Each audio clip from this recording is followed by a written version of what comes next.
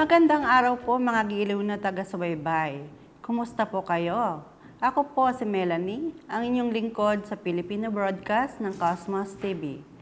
Sa tulong o suporta ng Anti-Corruption and Civil Rights Commission, ang Cosmos TV na pinamamahalaan ng Multicultural General Welfare Center ay magsasagawa ng programang tinatawag na ang Cosmos TV at Karapatang Pantao para sa Pamilyang Multicultural.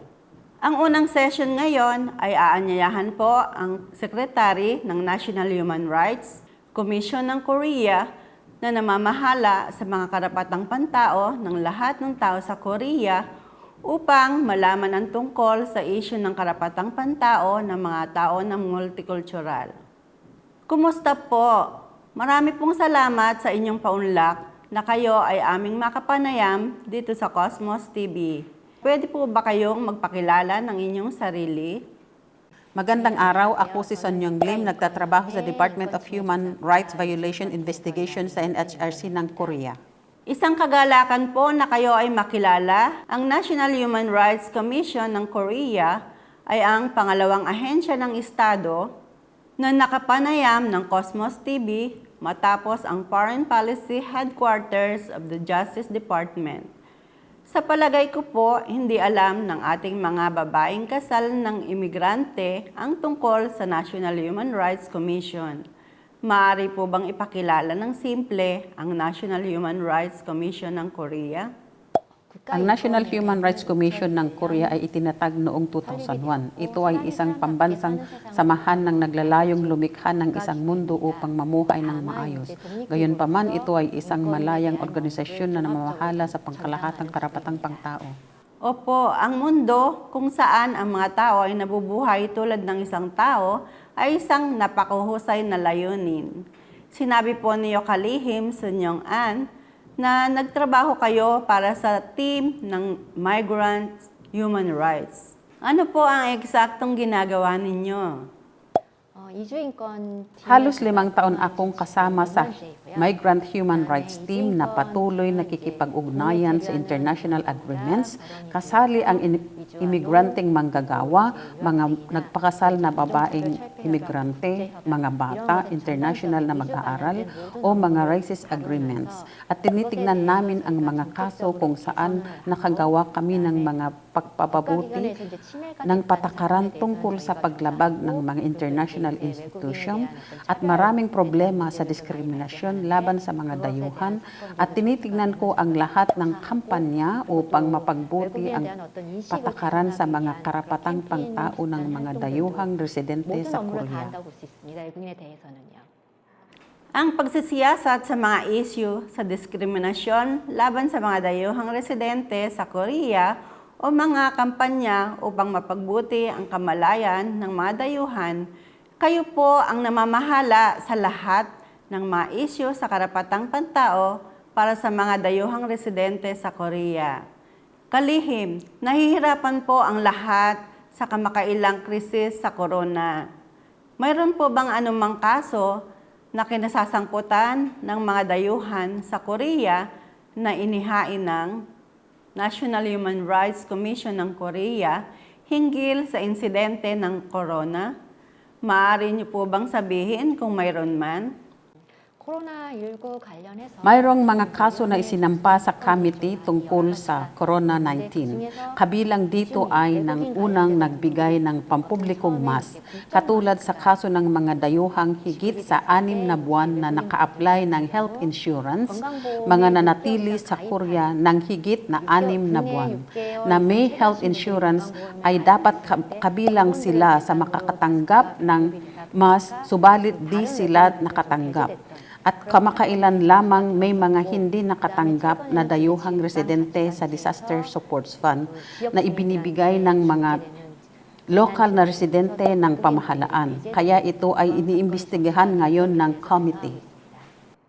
Mahirap po bang sabihin kung ano ang tungkol sa inyong iniimbestigahan? Kung gayon, maaari po bang sabihin sa amin ang proseso ng kung paano isinasagawa ang pagsisiyasat? Hindi ginawang pampubliko ang pagsisiyasat dahil ito isang saradong kaso. Sa ngayon, nakikinig kami sa investigasyon opisyal na nagpapatupad ng patakaran ng mga eksperto at pagkatapos ay tinitignan namin ang mga bahagi ng pinag-uusapan ng international community. Ang mga commissioners ng High National Human Rights Commission na ang naghahatol nito sa pamamagitan ng pinagtipong-tipong mga opinyon. Ganun po pala. Mahalaga man ang makatarungang paghuhusga ng mga commissioner ng National Human Rights Commission ng Korea ay nalaman naming napakahalaga ang mga nasa likod ng pagsisiyasat ng mga investigador opisyal. Ngayon po ay maiba ako ng usapan. Gusto ko pong magtanong sa inyo. Kalihim nitong mga nakaraan, napakaraming naging issue ng human rights sa mga kasal na imigrante. Ano po ang sanhi ng punot dulo nito? Tulad ng pagtaas ng bilang ng international marriage sa Korea noong taong 2000, ang suporta para sa mga pamilyang multicultural ay binigay sa buong bansa ng taong 2007. Karamihan sa mga miyembro ng mga pamilyang multicultural at mga imigranteng kasal na kapabaihan at ang pinakanakakabahalang bahagi ng kanilang pananatili sa lipunan ng Korea ay ang problema sa kwalifikasyon ng paninirahan. Tulad ng pagiging karapat-dapat na manatili, ang tulong ng asawa ay kailangan. Kaya kahit na ang isang mahirap na issue ay naganap dahil sa pagsasailalim sa asawang lalaki na sa halip na pagkakapantay-pantay sa sitwasyon ng pamilya, maraming sitwasyon sa pamilya ang humantong sa malaking issue tulad ng karahasan, tulad ng nangyari sa isang kababahihang Vietnamese noong nakaraang taon. Tama po. Noong nakaraang taon, ang kaso ng domestic violence ng isang Vietnamese na babae ay naging isang malaking issue. Maaari po bang alamin ang tungkol sa insidente ng mga panahong iyon? Ito ang bahagi kung saan ang kaso ay isinisagawa na ng pulisya at ang committee ay nagsagawa ng isang fact-finding survey. Hindi lamang sa babaeng ito kundi pati na rin sa iba pang mga may asawa na mga migranteng kababahihan sa inaakala nilang seryoso ang kaso. At sa katunayan, ang karahasan ng domestic violence ay lubos na mataas na humantong sa maraming media coverage. Noong Hulyo 2019, ang mga nagpakasal sa Korte Suprema at naghiwalay sa mga kadahilanang iba sa kanilang pansariling rason ay kailangang patunayan ang kanilang sarili upang mapanatili ang kanilang katayuan. Sa pagpapasya ng Korte Suprema nang naghiwalay sila sa mga kadahilanang iba kaysa kanilang pansariling rason. Ang tanggapan ng imigrasyon ay responsible para mapatanayan ang mga tao ito at ang komite ay gumagawa din ng pahayag na masang-ayunan sila.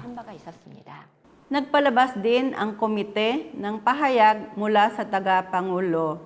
Maaari po ba kayong magbigay ng simpleng nilalaman ng pahayag na inilabas ng tagapangulo?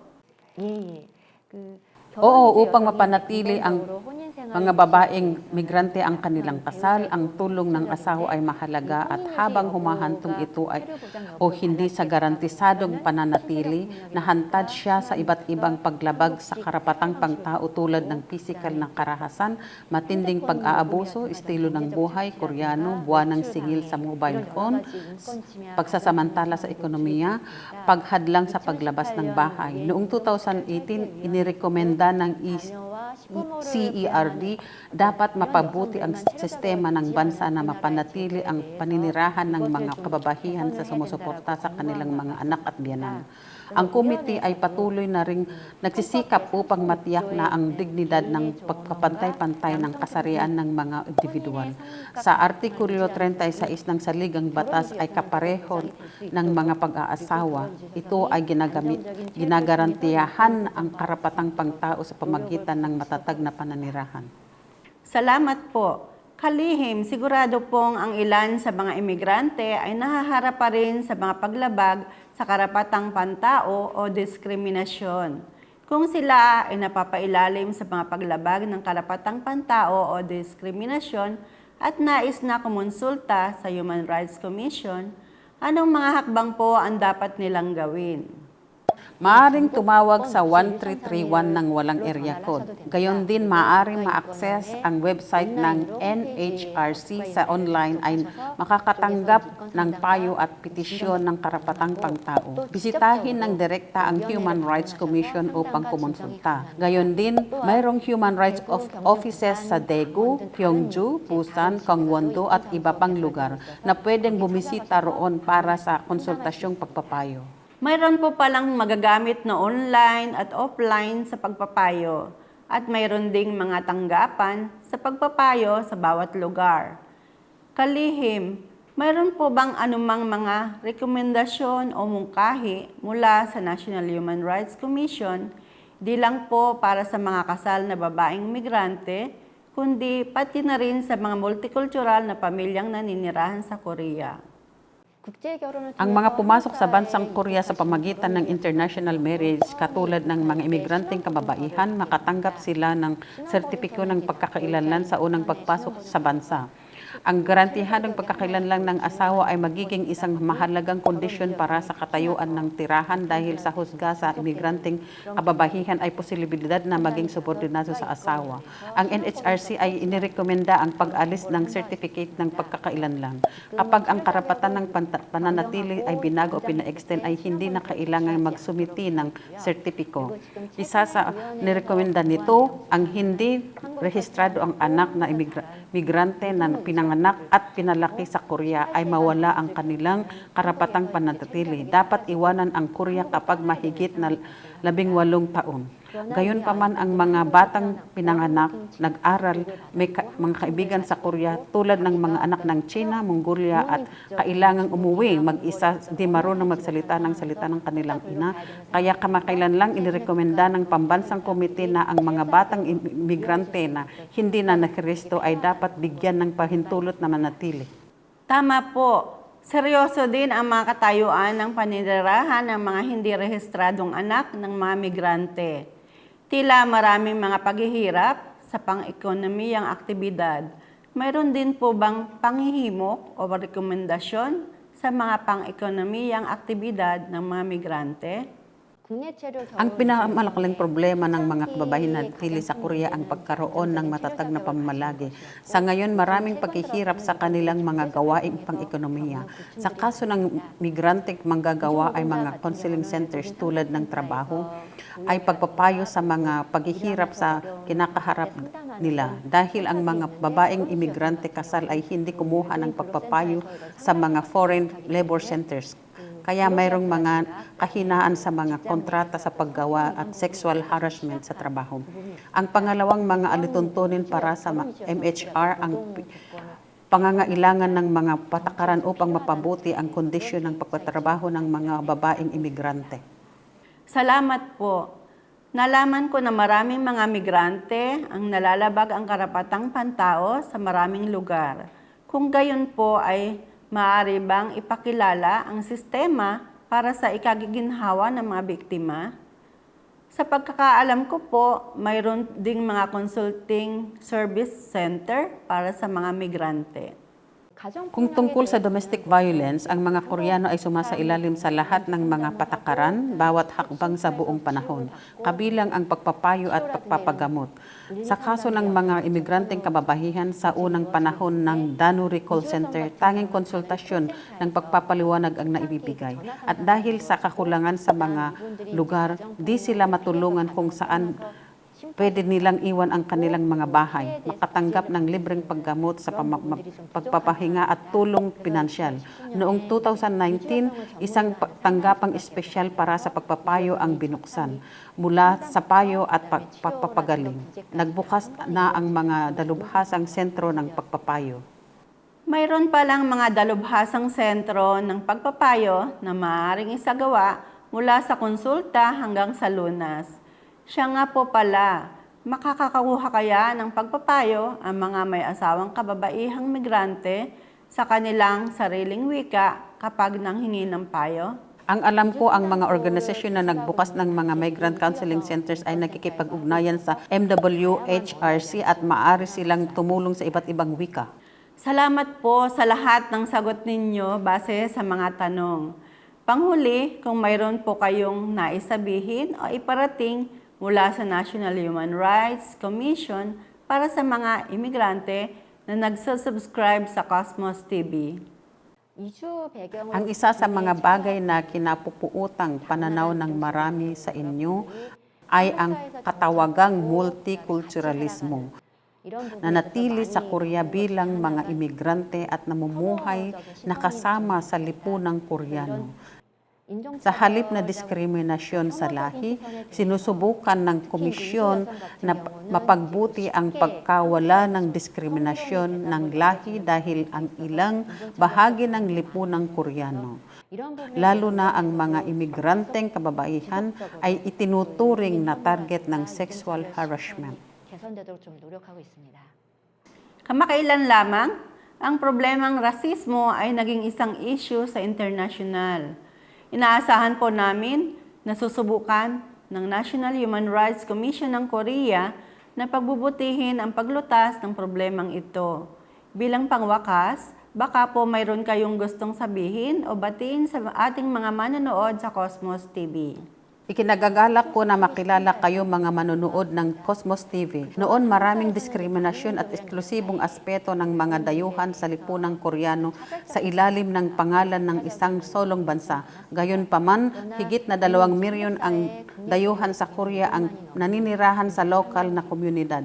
Ang mga babaeng nakatira ng 10 taon ay membro din ng lipunang Koreano. Ang komite ay nagsasagawa ng iba't ibang mga patakaran upang protektahan ng pantay-pantay ang mga karapatang pangtao ng walang pagkaiba sa pagitan ng mga Koreano at mga dayuhan. Nagagalak ako na nakilala ko kayo sa pamagitan ng Cosmos TV. Ang ganitong pangyayari ay di man dapat, ngunit kung nakaranas ka ng mga paglabag sa karapatang pangtao at diskriminasyon habang nanatili sa Korea, maaari kang tumawag sa 113 ng walang area code. Bisitahin ang website ng committee. Ipagpasalamat ko ng marami ang pagpindot ninyo ng subscribe at like. Kinagagalak ko ang kayong makilala. Paalam. Marami pong salamat. Sa ngayon, nakasama natin ang National Human Rights Commission Secretary Sun Young-an sa ilalim ng Human Rights Violation Research Department ng Migrant Human Rights Team. Lubos po kaming nagpapasalamat sa ating National Human Rights Commissioner ng Korea. Sa kabila po ng inyong pagiging abala sa pagbibigay ninyo sa amin ng oras para sa panayam na ito. Mga taga-subaybay ng Cosmos TV, ang mga paglabag sa karapatang pantao laban sa mga multicultural na tao, kabilang ang mga emigrante sa Korea, ay nagaganap sa iba't ibang anyo mula sa pamilya, trabaho at sa pagpapasya ng mga tao. Sa partikular, kamakailan lamang, ang problema ng rasismo ay mabilis na umuusbong bilang isang pang-international na issue. Kung kayo ay nahaharap sa mga paglabag sa karapatang pantao o diskriminasyon, huwag mag-alalang tumawag sa 1331 ng walang national code or mag-access sa website ng National Human Rights Commission para sa konsultasyon. Ngayong araw po ay naanyayahan natin ang kalihim ng National Human Rights Commission upang talakayin ang mga karapatang pantao ng mga multicultural. Alamin natin sa pamamagitan ng Cosmos TV and Human Rights Travel with Multicultural Families sa pangalawa. Aanyayahan naman natin ang isang dalubhasa sa school violence at pag-uusapan ang tungkol sa kung paano malalampasan o makakayanan ng mga bata mula sa mga multicultural na pamilya ang karahasan sa paaralan. Sa inyo pong lahat, paki-press ang subscribe button at i-like. Magkita po ulit tayo sa susunod. Sarangamnida!